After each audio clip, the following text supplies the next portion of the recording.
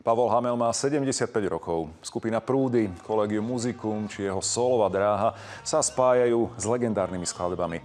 Jeho rozsiahla tvorba zahŕňa komponovanie, hru na gitare, spev, aj výtvarné umenie. Pavol Hamel maľuje už od roku 2005 a svoje obrazy vystavuje po celom Slovensku. Jeho najnovšie diela prezentuje galéria Café Lampy v Bratislave.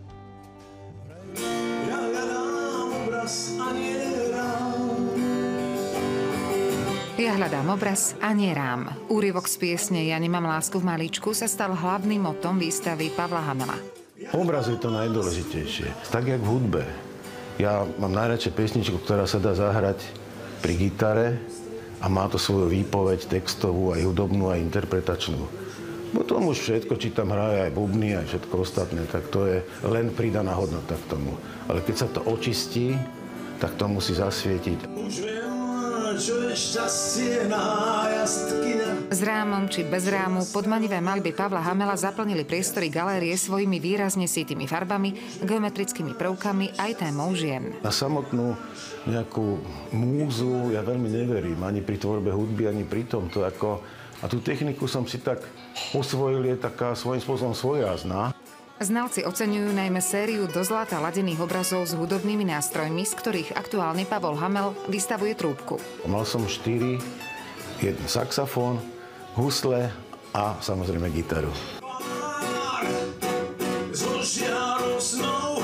K Pavlovi Hamelovi sa pridal aj hudobník Juraj Burian, a to nie len na pódiu. Aj slávny gitarista maľuje a vystavuje v Café Lampy svoje obrazy prvýkrát v živote. Dal im mená skladieb slávnych interpretov. Je tam Sting, Desert Rose, je tam Pink Floyd, Dark Side of the Moon. To je práve to napojenie na to, čo nevieme moc definovať, čo mám aj. Aj hudobník Juraj Burian, a to nie len na pódiu. Aj slávny gitarista maľuje a vystavuje v Café Lampy svoje obrazy prvýkrát v živote. Dal im mená skladieb slávnych interpretov.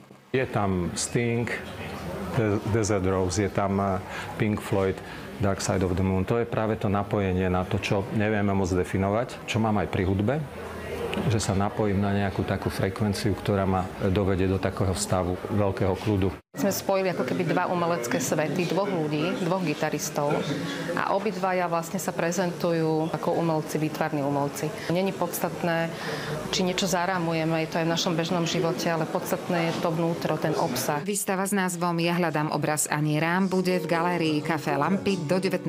januára. To všetko zistím, až keď to stratím. Andrea Šuladová, RTVS.